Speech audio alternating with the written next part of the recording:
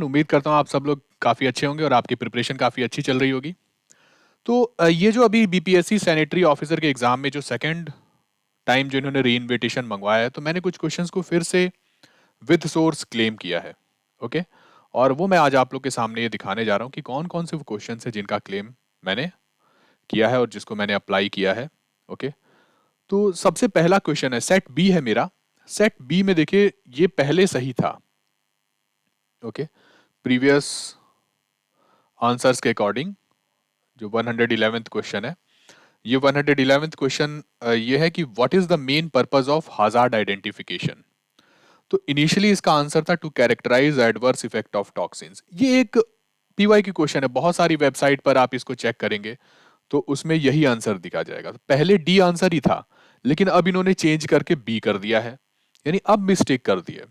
अब इसका सोर्स क्या है क्लेम करने का, ये देखिए। अब जो इन्होंने आंसर दिया, to minimise the effect of consequence. Okay, consequence का मतलब यह है कि जब कोई चीज का रिजल्ट, मतलब आपने आइडेंटिफाई कर लिया कि ये चीज हैजार्डस है या नहीं है, उसके बाद सारा कितना हैजार्डस है, कैसे हैजार्डस है, वो सारा कुछ हमें आइडेंटिफाई करना होता है। और उसके बाद जो मिनिमाइजेशन का कॉन्सेप्ट है वो आता है कि जो कंसिक्वेंस को मिनिमाइज कैसे करें, अगर वो इंडस्ट्री चलाना हमारे लिए काफी जरूरी है। तो अब इसका सोर्स क्या है? सोर्स ये आप इसको सर्च करेंगे, IS 15656 इस टू 2006, सीधा आपका वो सॉलिड वेस्ट मैनेजमेंट की आ जाएगी। तो यहाँ पे देखिए, इसमें एक चार्ट है, मैं आपको दिखाता हूँ। जो सोर्स मैंने दिया है इसमें आप देखिए कि एक चार्ट दिख रहा है। ओके, ये जो चार्ट है इसमें आप देखिए हजार्ड आइडेंटिफिकेशन ये रहा, और एस्टिमेट कंसिक्वेंसेस बिल्कुल अलग है। हजार्ड आइडेंटिफिकेशन का सिंपल मतलब ये होता है कि आप आइडेंटिफाई करें कि जो प्रोसेस है या फिर जो केमिकल है वो कितना टॉक्सिक है, कितना हजार्डस है हजार्डस है या नहीं है। अगर नहीं होता है हजार्डस तो हम उस प्रोसेस को वहीं पर स्टॉप कर देते हैं। ओके, तो दैट्स व्हाई तो हजार्ड आइडेंटिफिकेशन का सिंपल मतलब होता है कैरेक्टराइज करना एडवर्स इफेक्ट ऑफ टॉक्सिन को, और उसके बाद ही अगर ये यस होता है यहां पर, तब हम आगे बढ़ते हैं आगे के प्रोसेस में। अगर नो होता है तो हम यहीं पर स्टॉप हो जाते हैं हजार्ड आइडेंटिफिकेशन के प्रोसेस में। और इसीलिए इसका correct answer to characterise adverse effect of toxins ही होना चाहिए, जो कि बदल दिया गया है बीपीएससी ने। अब ये देखिए, ये मैंने यहां पर क्लेम भी लगाया। देखिए, hazard identification, so formal hazard identification studies generate a list of failure cases. The list can be usually derived reliably form in which chemicals are stored, process, natural hazard it poses, okay, and quantity of material contained. Hazard identification method may be categorized as comparative method of fundamental method.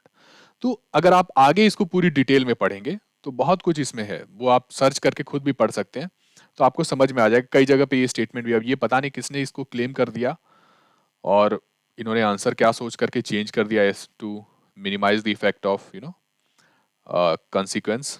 अब ये पता नहीं, ये तो एक अलग process ही है। तो इसीलिए ये चीज अभी भी मैं श्योर हूं कि ये आंसर बदला जाएगा और दोबारा से हम इसको ऑप्शन डी कन्वर्ट करवा लेंगे। ठीक है, तो ये पेपर 2 का है।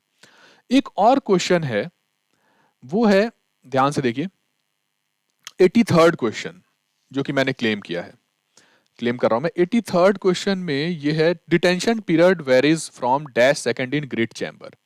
तो एस के गर्ग है वॉल्यूम 2 पेज नंबर 251 पे, detention period 40 to 60 second is most appropriate, so option B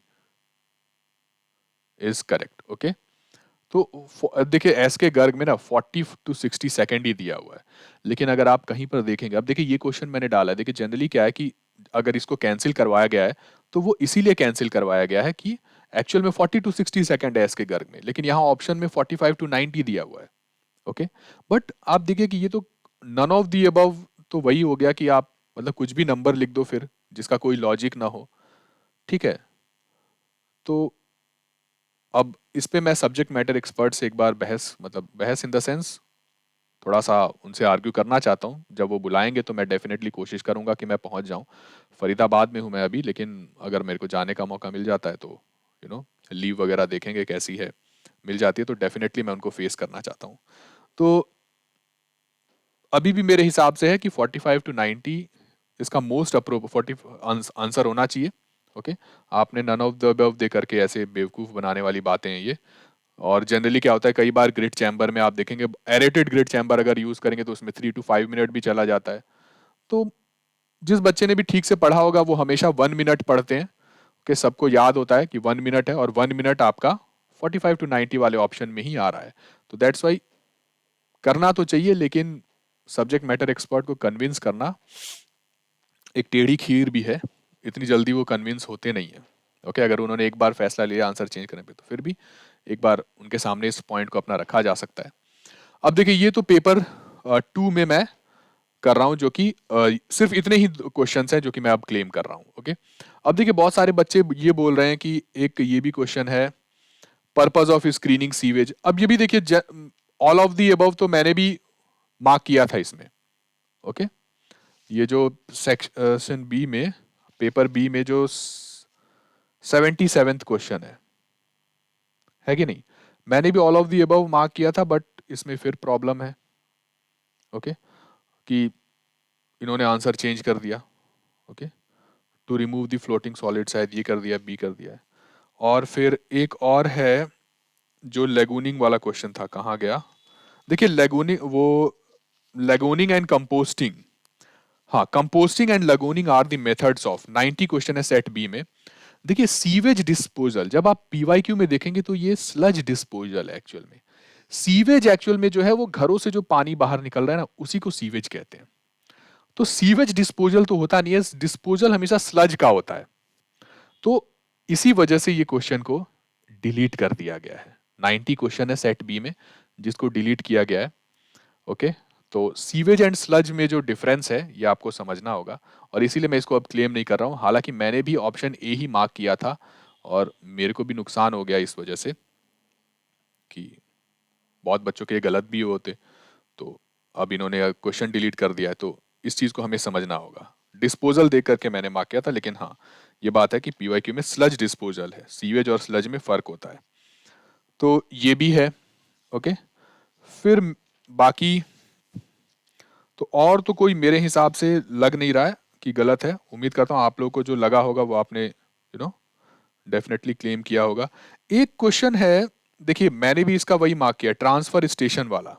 okay, कि transfer station are design to minimise haul distance.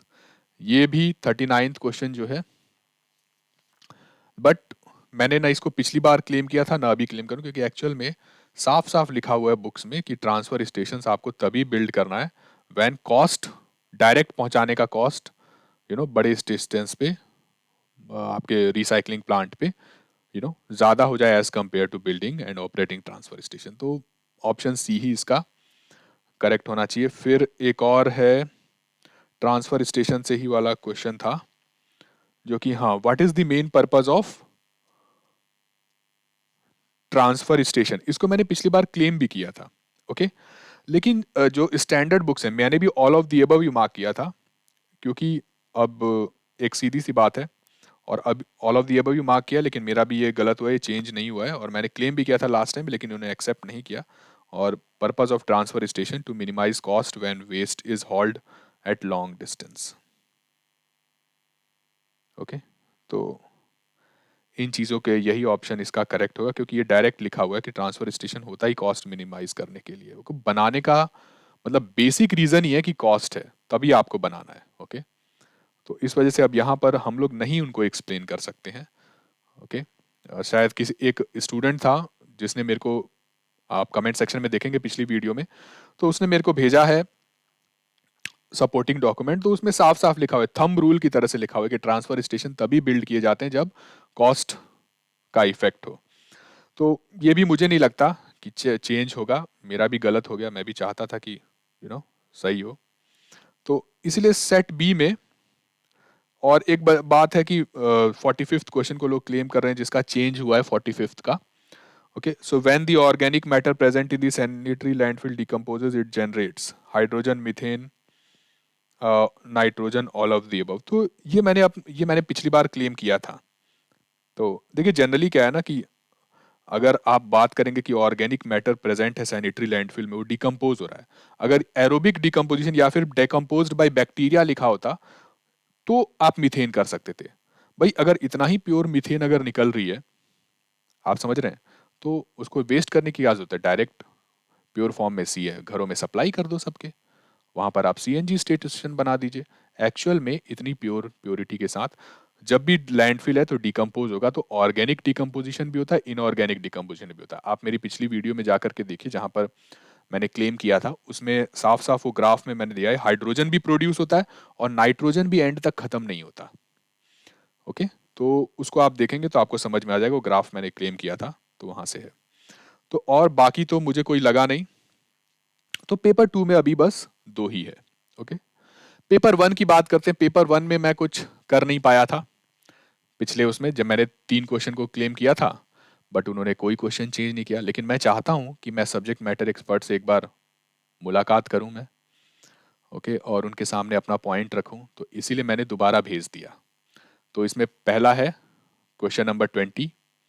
Okay, वही गल्फ कंट्रीज वाला प्रॉफिट वाला इशू है, ये तो पिछले में भी आप लोगों ने देखा ही होगा। फिर देखिए भाई 112th क्वेश्चन है सेट बी में पेपर 1 में, जहां पे वो मिनरल्स इन कंबाइंड फॉर्म। तो देखिए मिनरल्स हमेशा अर्थ में मिलते हैं, अब कंबाइंड फॉर्म में आयनिक कंपाउंड्स, आप कोई ऐसा आयनिक कंपाउंड नहीं बता सकते। ओके, अगर आपको केमिस्ट्री की उतनी अच्छी नॉलेज नहीं है तो एक अमोनियम क्लोराइड को अगर आप छोड़ दें, तो वैसे अमोनियम क्लोराइड में भी कोवलेंट होता है, लेकिन थोड़ा बहुत, वो इतना भी परफेक्टली आयनिक नहीं होता।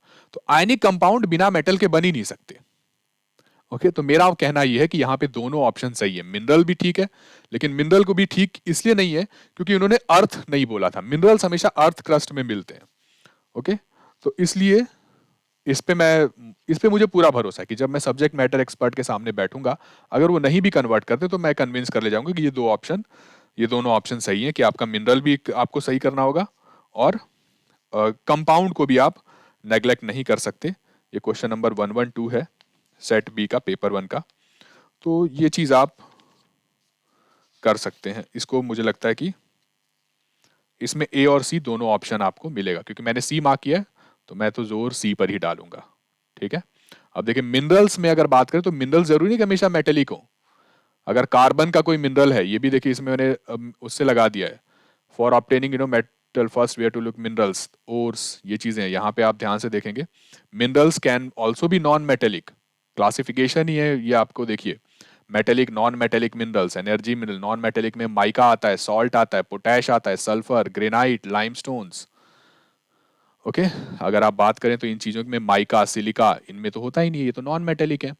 तो इसीलिए यू नो दोनों आंसर में हमें मार्क्स मिलने चाहिए, तो ये मेरा मानना है। फिर है 5th नंबर का एक क्वेश्चन है। अब रिसोर्सेज वाला ये भी पिछली बार क्लेम किया था बट इन्होंने एक्सेप्ट किया नहीं है। ओके, और एक है बायोडाइवर्सिटी वाला। अब आपको मैं एक बात बताता हूँ कि लास्ट टाइम क्या होता है कि मैं इस पे इतना श्योर था कि मुझे, मतलब मैंने क्लेम ही नहीं किया लास्ट टाइम, और चेक करते वक्त भी मुझे ये पता नहीं चला कि मेरा ये गलत मार्क है। मैंने ऑल ऑफ दी अबव भी मार्क किया था।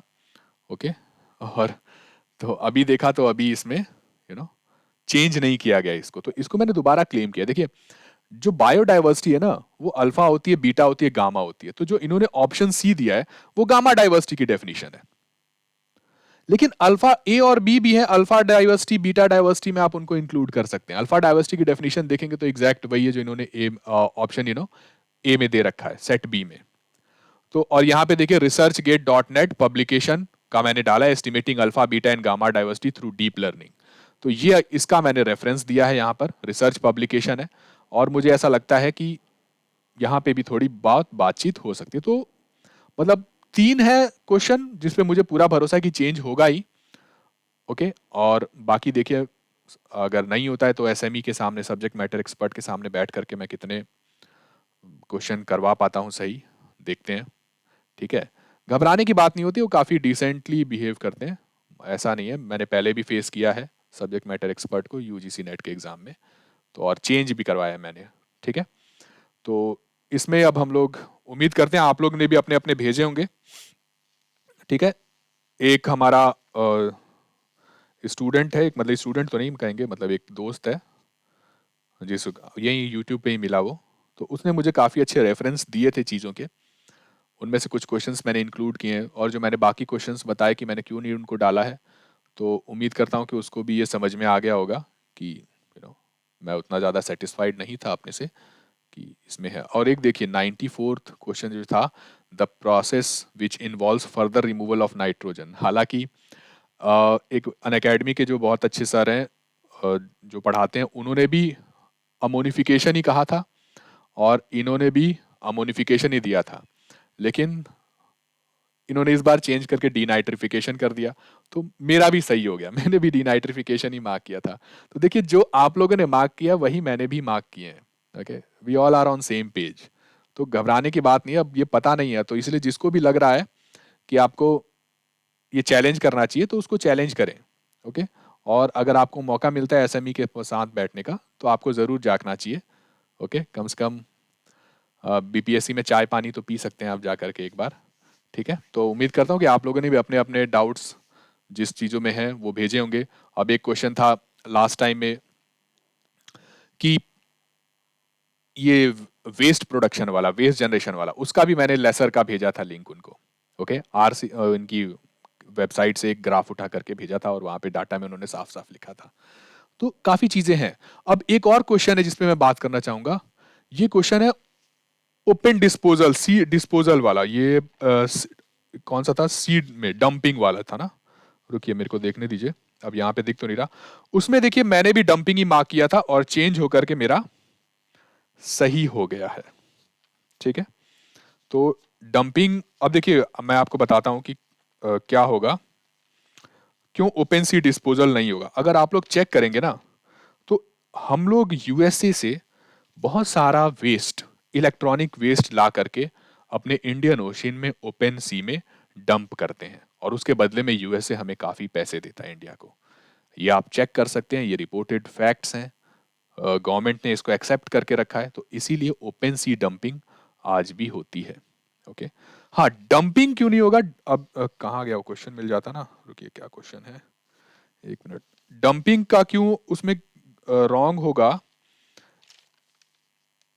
ये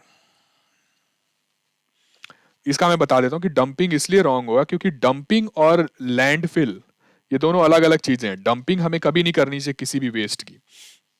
ओके, आप लैंडफिल में डालिए, landfill is engineered structure. Dumping आपने ओपन में अपने घर के बगल में फेंक दिया, that is dumping. And that is, अगर वही करना होता तो फिर हमें हमारे जॉब की क्या जरूरत थी, हमें इतने सारे सैनिटरी ऑफिसर्स की वैकेंसी निकालने की कोई जरूरत ही नहीं होती। तो इसीलिए इस चीज को भी आप ध्यान रखिए। तो ये भी है यहाँ पे। हाँ, ये है ना question, which of the following method can not be use for waste disposal. तो ओपन सी डिस्पोजल पहले इन्होंने आंसर दिया था, मैंने डंपिंग ही मार्क किया था और मैंने इसको क्लेम भी नहीं किया था। ओके, और एग्जाम टाइम में मुझे मालूम था कि ओपन सी डिस्पोजल जो है ना ये होता है। बहुत सारे जो डेवलप्ड कंट्री है वो अपना इलेक्ट्रॉनिक वेस्ट पुअर कंट्रीज को, डेवलपिंग कंट्रीज को दे देती हैं कि आप अपने ओशन के पास में डंप कर लीजिए। तो जो फैक्ट है हो रहा है उसको आप कैसे डिनाई कर सकते हैं। ओके, डंपिंग और जो लैंडफिल साइट्स होती हैं वो कंप्लीटली डिफरेंट है। Landfill is engineered structure, open dumping में हमें कभी नहीं करना चाहिए। ओके, किसी भी वेस्ट को हमें डिस्पोजल नहीं करना चाहिए, ये बिल्कुल सख्त मना है। ठीक है, तो इसीलिए ऑप्शन बी आप लोग क्लेम कर सकते हैं, बट मुझे नहीं लगता कि अब चेंज होगा।